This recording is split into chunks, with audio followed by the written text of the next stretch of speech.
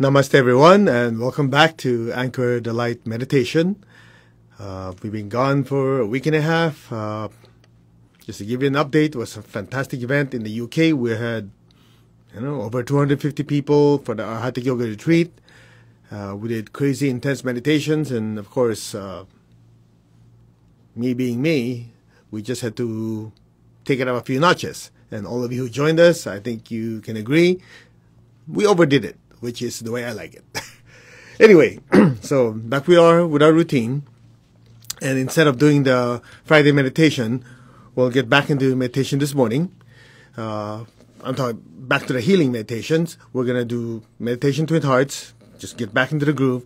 And then tonight, instead of healing, we're going to have a short lecture on Ganesha Chaturthi, which is essentially the special celebration in India for the Hindu deity Ganesha. Most of you probably know he is the deity with the head of an elephant. And let's see if I have it here.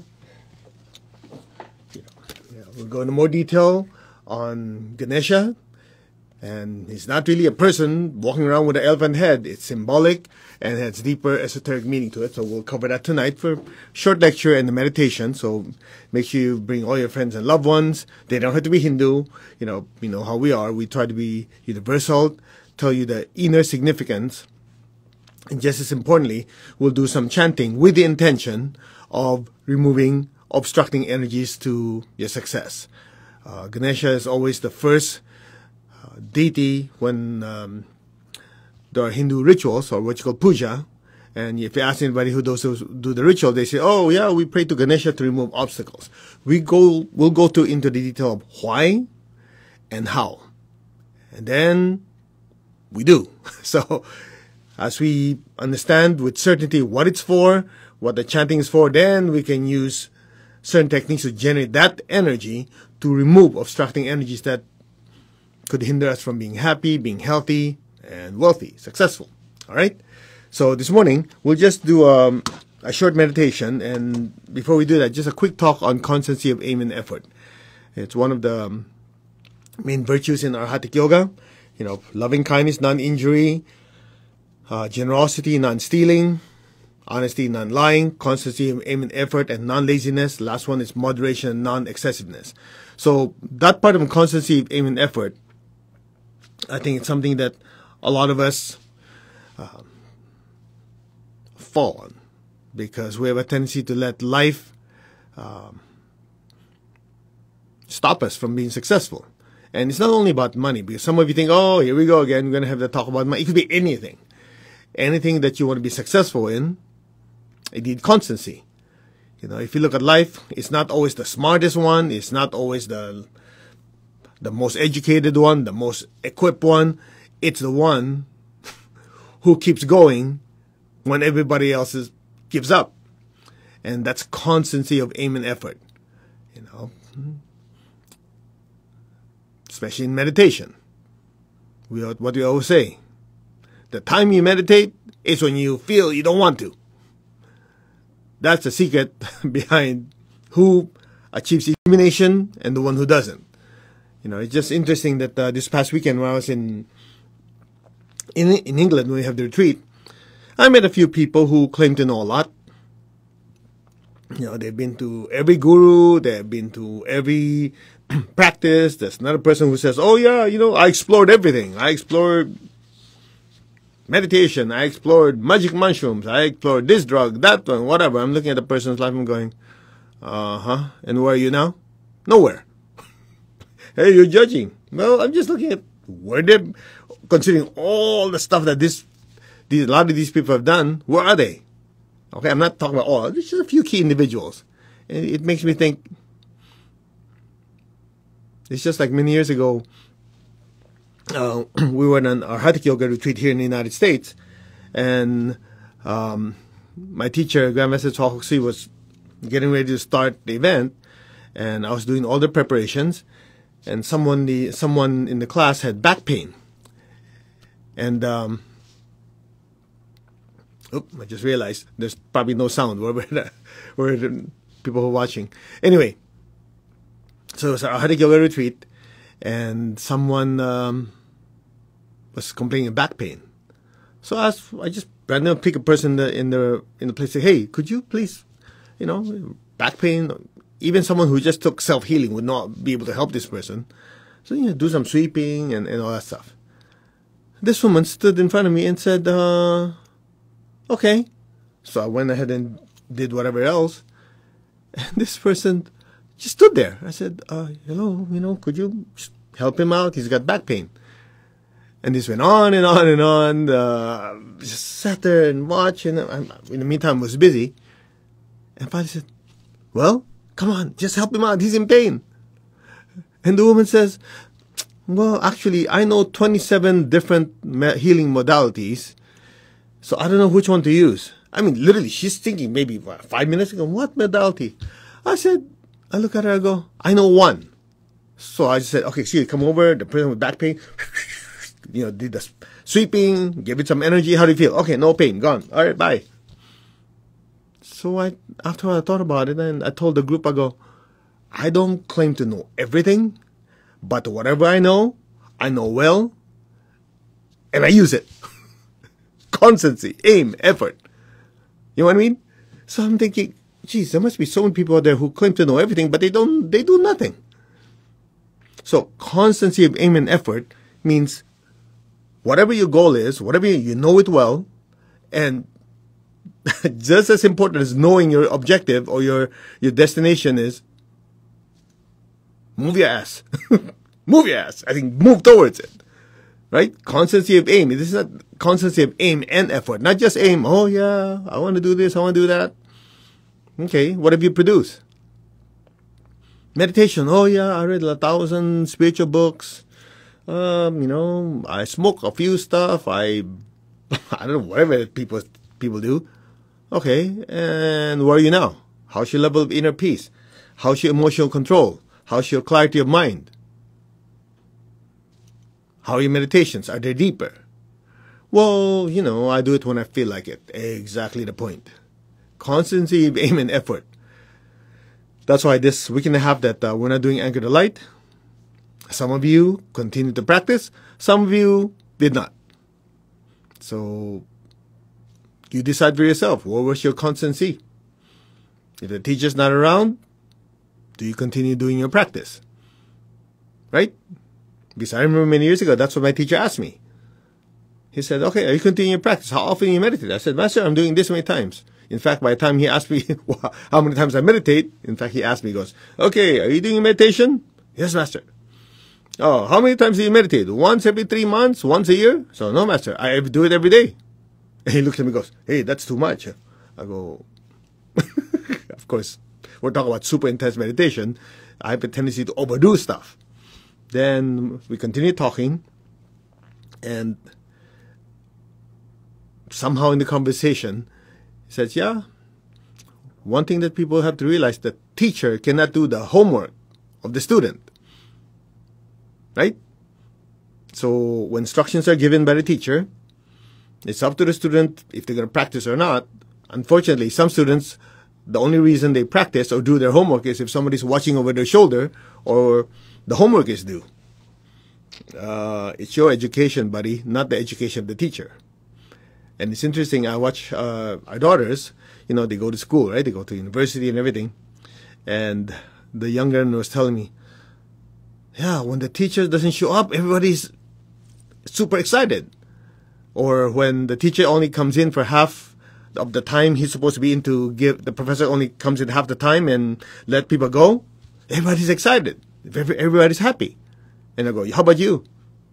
No, because I'm paying tuition. I want to graduate. That's why I'm in education. I want to learn. If the teacher doesn't show up, that's my loss. I go, good attitude.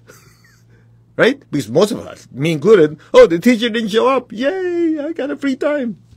Hello, our parents are paying for the school, and that means that's one less session that I did not learn. But we don't think about that. I was very grateful that our daughter says, yeah, you're paying for this tuition fee. My parents are paying for a tuition fee. I have to learn and make the most out of it. I go, oh, smart kid. That's constancy. So your constancy is not dependent on someone else, but it's dependent on yourself. And I look at it and go, well, I wish I was that industrious like he is in my time. But I look at it now in my spiritual practice. My teacher's not physically around. He's not looking over my shoulder. He's not asking me anyway, are you meditating? Are you this? No. What do I do it? Because I want to evolve. I want to be of service to all of you. I want to be able to, last week when I was in UK with those many souls that it's going to be needing to be spiritually fed, this vessel has to be able to handle it. It's not because somebody's watching, hey, you know, did you meditate? Did you do this? Did you do that? No, because there has to be constancy. Oftentimes, and I'll use this, I'll be as direct as possible. Too many times I see people on the spiritual path use spirituality as an excuse to be lazy. And some of you probably say, how did I miss that part of you? You're gone for a weekend, and here you are pounding us on the head. Well, take it or leave it. It is what it is.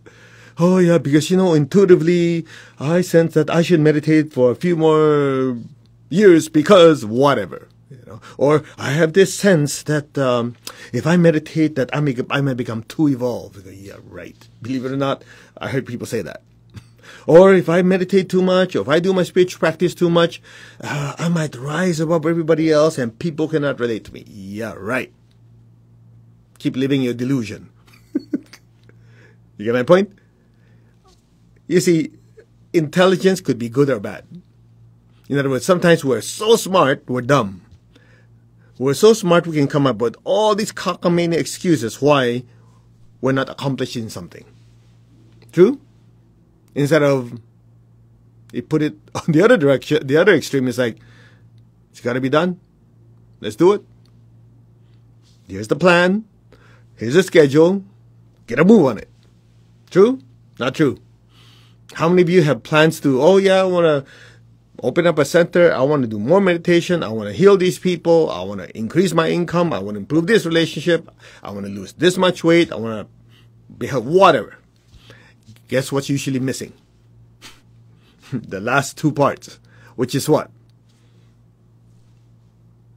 When? Right? When's the deadline? The schedule. And the last part, which is what? Doing it continuously. That's why it's constancy of aim and effort. It's not making a plan and doing it. It's constantly aiming and constantly moving towards it. That's what's called constancy of aim and effort. And that applies to every part of our lives. No one's watching over your shoulder. Watching over your shoulder. Say, hey, did you do this? You do that? We, ourselves, have to be accountable. True? So, anyway, that's the first thing that came to mind. I go, what should we talk about today? Tonight we're going to do the Ganesha Chaturthi, you know, the ritual. We'll do that tonight. We'll talk about it, not the traditional way, so don't expect me to wear a robe and, you know, all the different, whatever, you know, face covering and all that, just for, not face covering, headgear and all to make it traditional. I'm not a traditional person, but we'll go into the essence of it. And if you're a Hindu, I think you will find the inner teachings quite amazing, and you'll realize how rich the Indian culture is. Okay? And this morning, just to kind of sum it up, and then we'll do a meditation, is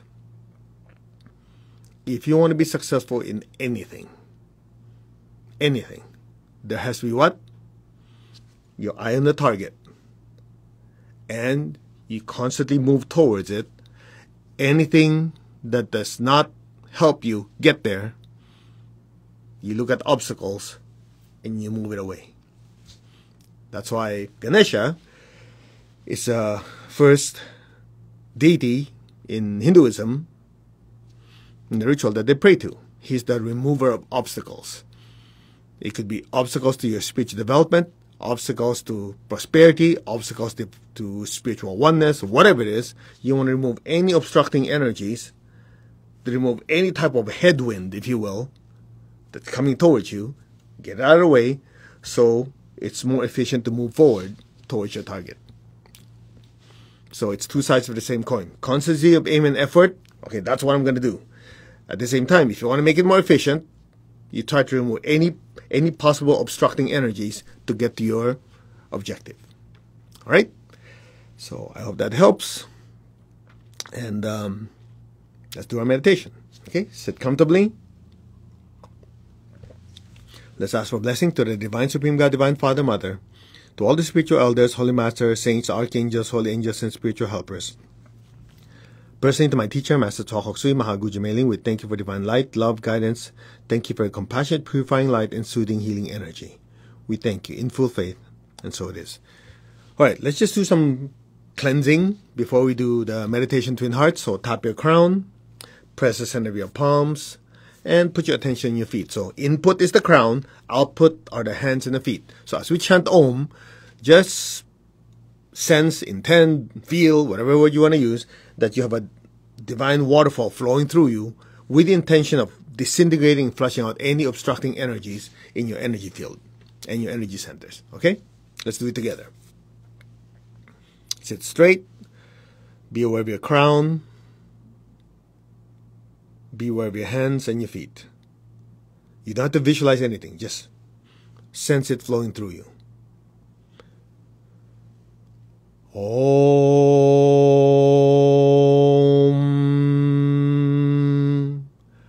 Om.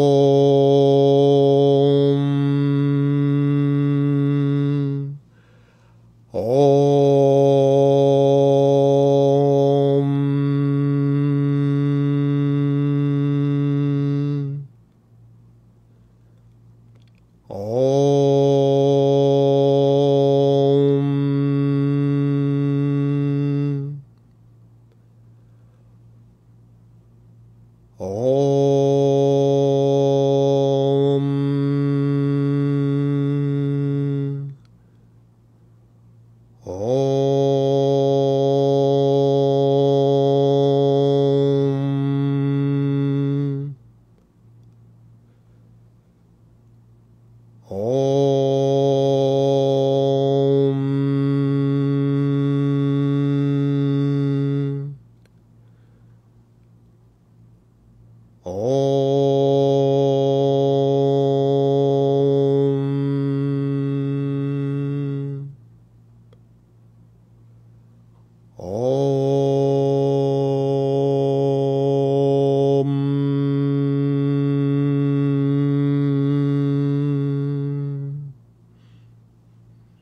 Just be still. Keep your tongue in the roof of your mouth. Just allow the divine energy to keep flowing through you, flushing out any stress, negative thoughts, negative emotion, any blockages in your energy centers, your energy channels, your entire body. Just be receptive. This part, just listen. It'll be done for you. Keep your hands where they are. Om. Om. Om.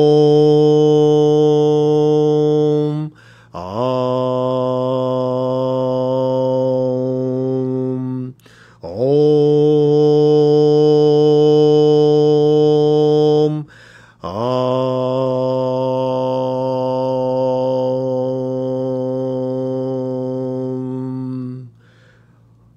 Om.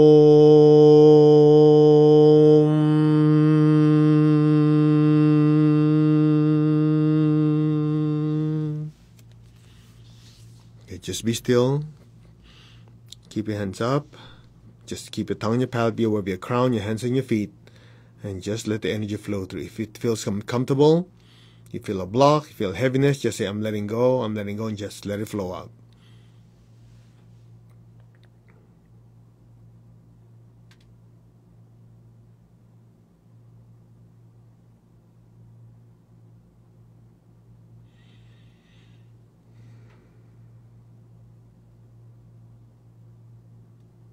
Now be aware of your crown, be aware of your heart, be aware of your hands and your feet. So crown, heart, hands and feet. One more time, chant with me. Om.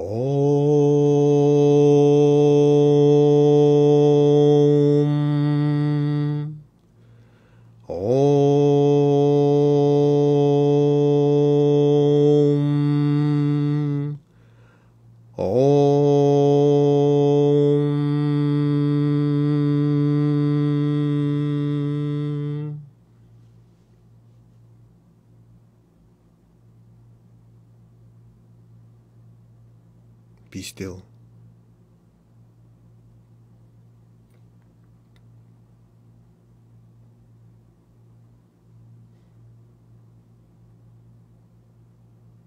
Okay, now open your eyes, put your hand like this. Just say, all negative thoughts, negative energies, any obstructions to my spiritual oneness, cut, disintegrate, and release. Again, just put your hand like you're cutting. Cut and release. How's that feel? You feel a little lighter, right? Okay, let's do meditation, twin hearts. Take your left hand, tap your center of your chest. Take your right hand, tap your crown. Put your hand like this. Visualize the earth in front of you. Be aware of your heart. Fill the earth with beautiful pink light. Fill the earth with so much pink light. Lord, make me an instrument of your peace. Wherever there's hatred anywhere in the world, let me sow unconditional love. Where there's injury, let me sow pardon and forgiveness. Where there's doubt, let me sow faith. Where there's despair, let me sow hope. Think of people who are going through difficult times right now. Many people with their health, with their finances, their relationships, even their mental health. Bless them with hope and with faith and a better life. So be it. So be it. Where there's darkness, let me sow light. And where there's sadness, let me sow joy. Just be aware of your heart. Just say, our hearts are one. And in this oneness, may every person, every being be blessed with peace, with love, with a spirit of forgiveness, with hope and with faith, with light and lots of joy. So be it. Now just be still and let that loving energy from your heart just flow through your hands. Fill your family with love, your relatives, friends, people you work with. And let that love spread throughout the city, the state, and the country, and the entire world.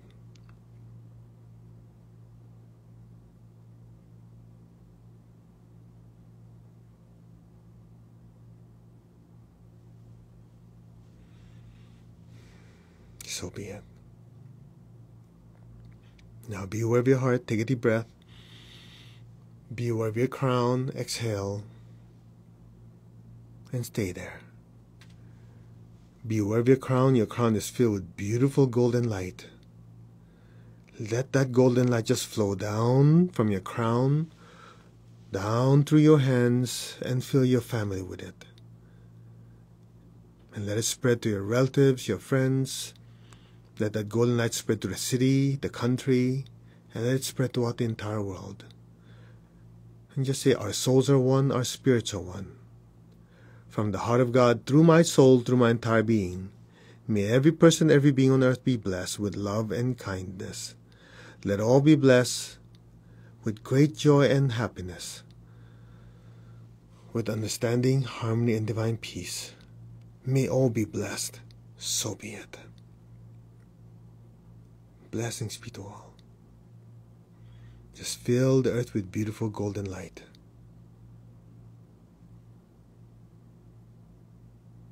So be it.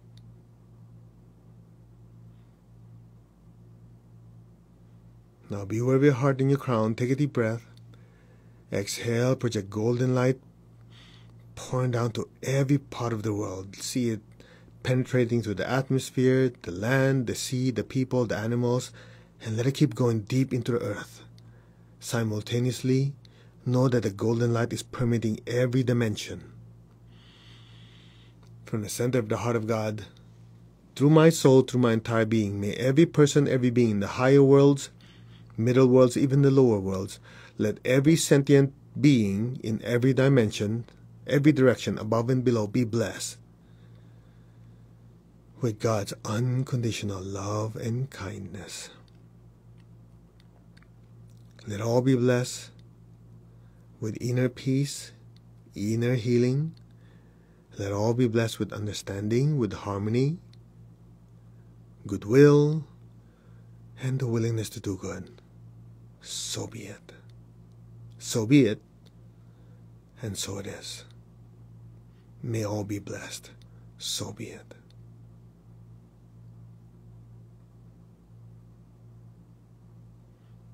Now maintain your stillness and awareness. Just lower your hands. Keep your eyes closed. Keep your tongue on the roof of your mouth. And just a few inches above your head, imagine a beautiful golden star just floating up there.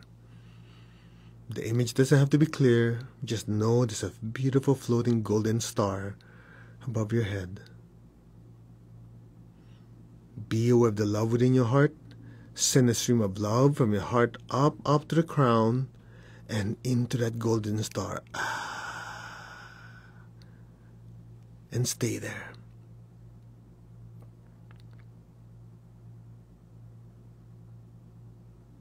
Be still.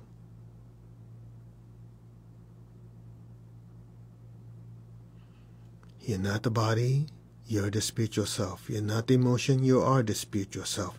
You're not even your mind, you are the spiritual self, the soul. Remember who you are and your true essence, a being of pure spiritual light. Be still and listen.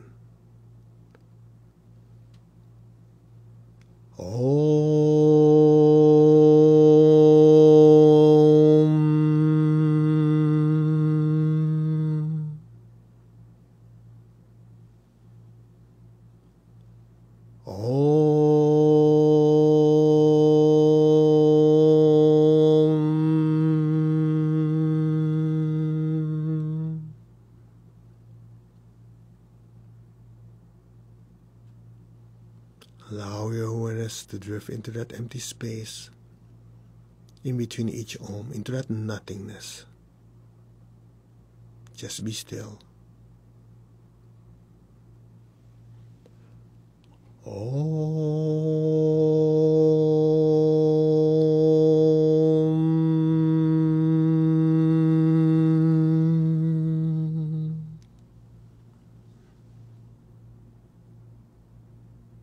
Be still. Be aware. And just let go. Allow your awareness to just drift deeper and deeper into that nothingness, which is your true essence anyway.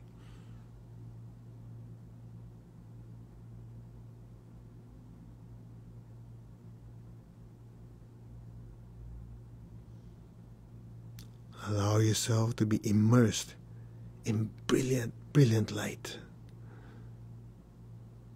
Your entire consciousness is swimming in that light.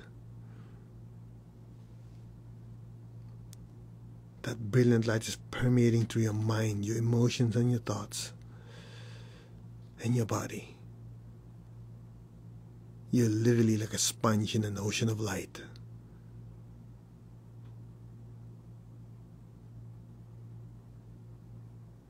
You are that ocean of light. Be still and just let things be as you let go. Now,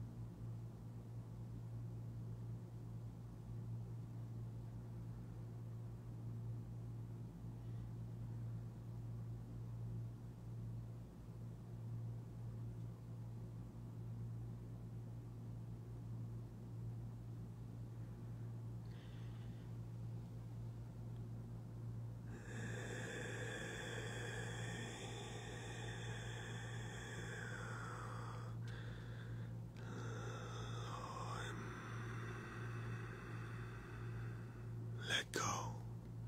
Now,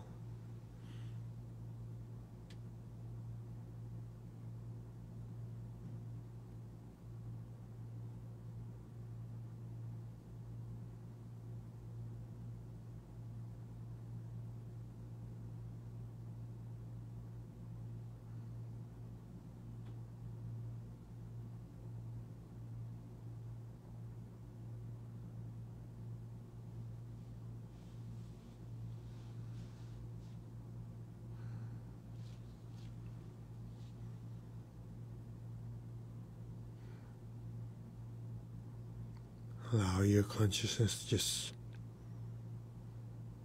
merge with this ocean of light, endless light in every direction.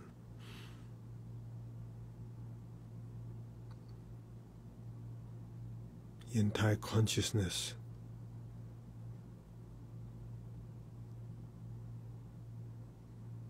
has merged and permeates that light. Let go.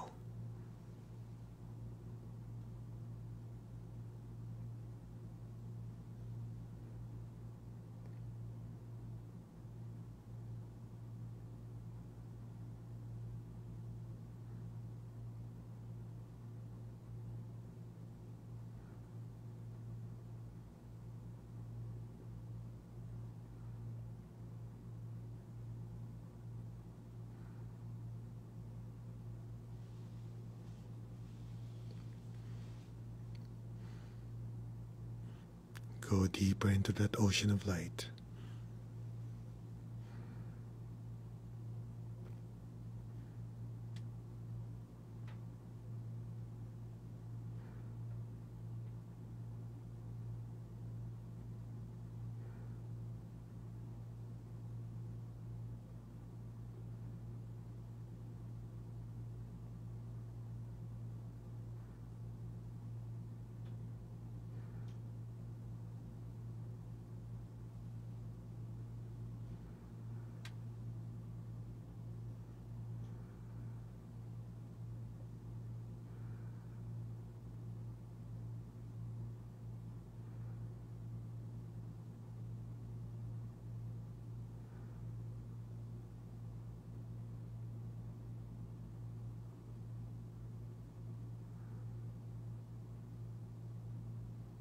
We are one.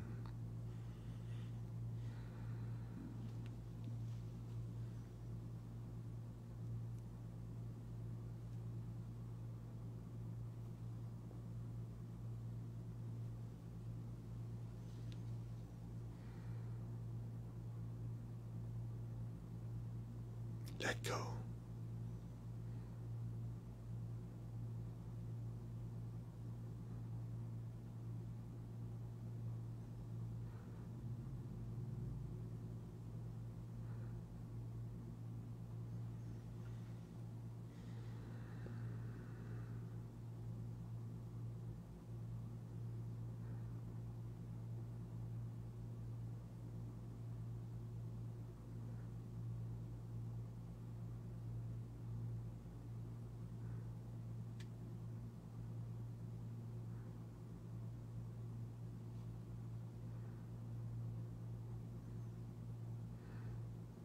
Gently, slowly, come back to your body. Just gently move your fingers, move your toes. Gently and slowly come back. Raise your hands in blessing again. So imagine all the people you love, fill them with golden light. May all of them be blessed with good health, with happiness, with abundance and prosperity, and with spirituality. So be it. Okay? Blessings be to all. Now be aware of your feet, the base of your spine. Project golden light down to the earth to ground you. And repeat after me. Let our beloved Mother Earth be blessed with divine light, divine love, and divine power. Let our beloved Mother Earth be healed, regenerated, and revitalized. Blessings be to Mother Earth. So be it. Keep blessing Mother Earth as she projects golden light downwards. So be it. All right, let's give thanks to the Divine Supreme God, Divine Father, Mother. Thank you to all the spiritual teachers, spiritual elders, holy masters, saints of all traditions, archangels, holy angels, spiritual helpers. Personally, my beloved teacher, Master Chokoksui Mahaguji Mailing, we thank you for divine light, divine love. Thank you for your guidance. Thank you for your compassionate, purifying light and soothing, healing energy. We thank you in full faith. And so it is. All right. So I hope you felt that extra sauce. We just kind of cranked it up because some of you I know are busy, haven't meditated for a while, so putting you back on that routine. Remember, constancy of aim and effort.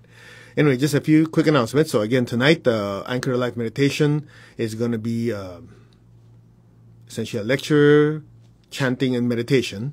Okay, for the Ganesha, I have to say it right. Anyway, the special Chaturthi. I have to say it right. Anyway, okay, so that's for tonight, 6 p.m. And next week, next Thursday is UPW. I'll be in Florida with Tony Robbins, and on Sunday be guiding the meditation Twin Hearts. As usual, they probably have like 30, 40, 50,000 people meditating at the same time. And I always encourage people, if you have an opportunity, now that it's virtual, okay, you'll going back to a physical in-person event in November. But for now, if you're far away, if you don't have an opportunity to travel yet, take advantage of it. Just go to TonyRobbins.com. All the information there. I think it starts on Thursday. It's on Australian time. So although we're going to be in Florida, we're going to be on Australia time. Like the previous one, it was supposed to be English time, like England, partially LA. So he's trying to do it in such a way that every time zone is covered. But hey, even if you're not in Australia time, if you don't block off those 4 days and really go for it, it's worth it. I've been to UPW. I've gone through the whole entire thing at least 3 times in person. And I can tell you each time is life-changing. All right? So that means that next week when I'm doing the Anchor the Light, I'll be doing it out of Florida. And we'll just adjust the time. All right, we will see you tonight. Nice to be back, and nice to be able to contribute to your spiritual practice. And all right, back to the routine.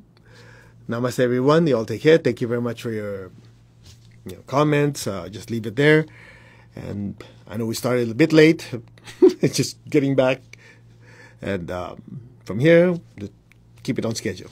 Okay, namaste. Y'all take care. See you tonight.